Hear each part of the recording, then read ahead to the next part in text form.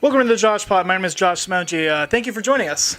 Unfortunately, it's kind of been a slow news week this week. There've been a lot of talks about President Trump, Vice President Pence, that guy is on trial along with that other guy. It's just been kind of a bunch of political news, but the JoshPod here, we don't talk about political news. We talk about the entertaining stuff. So, you're welcome, people.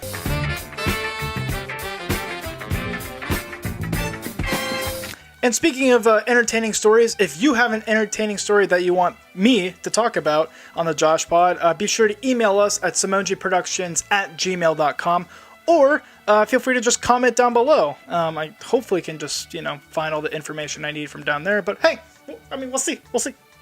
So with that, let's begin with a story update. Because it was a slow news week this week, and there wasn't really any major stories going on, I thought it'd be a good idea to update you on that space station leak story that we talked about last week. There's been some new goodies, you could say, that came out of it. If you don't recall, last week the space station up in the sky, the International Space Station, it had a very small leak that the astronauts fixed. So no worries there. It's all been taken care of. It wasn't a big deal. Didn't endanger any of the astronauts whatsoever. Now, if you remember, I jokingly, people, said, sabotage. Yeah, there's somebody on board who's trying to bring down the space station, make it crash onto the United States, or better yet, crash it into Russia, and then that's how World War III starts. It was a joke, okay? Just get that straight. With that being said, apparently the Russians watch the JoshPod on a weekly basis, so thank you, Russia, for that subscription. But they are now saying it may be sabotage.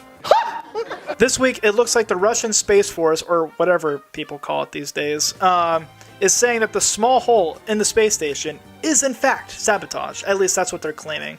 They're thinking that someone on the space station used like a drill gun to drill like a very small hole into it to allow oxygen to get out. If that's the case, it would be very, very awkward on the space station right now because there's a total of 6 people, okay?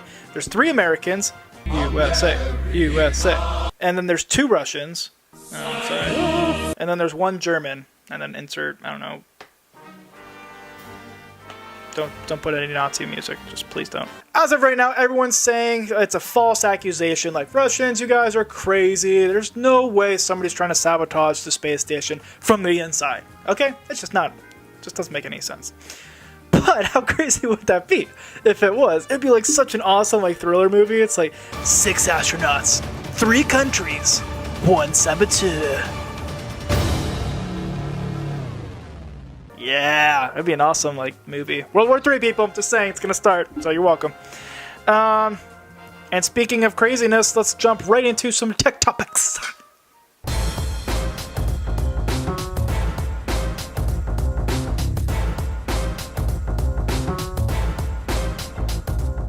So today's tech topics involve the brilliant yet stupid Elon Musk. This guy has been getting a lot of news lately. If you're not familiar with who Elon Musk is, he is the CEO and creator of Tesla. Recently, he's been making a lot of weird tweets. He's been crying on camera. He's been laughing on camera. He's been smoking pot on camera. This guy just seems to be kind of off his rocker. The reason why it looks this way is because Tesla is kind of backed up with a lot of car orders. So with Tesla, they don't have an assembly line like Toyota or Honda. They built it as the orders come in. But because there's so many orders coming in, they're getting really backed up on all the cars and stuff like that. So unfortunately, they don't have the assembly system like Toyota and Honda, where they have little Japanese hands building the cars. But, okay, it's Toyota and Honda do not have child labor, okay? I don't want to hear any reports after we show this video that, hey, guess what? Toyota and Honda scandal, they use child labor. No, I'm not, it's a joke, people, calm down. But yeah, on top of falling behind in production of the new Teslas, Tesla's accounting and HR heads have also quit. their reasoning is there's just so much work going on and they can't do anything because they're just so backed up with everything. Which, I mean, it makes sense. And it is kind of a bummer. And it also kind of sucks to see your CEO just totally break down. That's definitely a spirit breaker. Oh yeah, and don't forget, of course, Tesla's stock had dropped. Like, I think 10 points or something. What was it? 10%. Yeah, that's pretty big. I'm not a stock guy, so I don't know if that's a good thing, bad thing. I'm assuming since it went down, it's a no-no. But, you know, we live in a backward society, so who knows. So it looks like Tesla has hit some speed bumps on their voyage. But will they be able to get back on track? Can they swerve out of the way to avoid any more obstacles? Should I continue making these really bad car jokes? Okay, I'll stop. Speaking of stopping, that's all the time we have today on the JoshPod. Thanks for watching. Be sure to leave a like and a comment below. If you're not subscribed already, be sure to do that. And also, please don't forget, if you have a story that you want me to talk about on the JoshPod, be sure to email me or leave it in the comments down below. And until then, I will see you next time here on the JoshPod.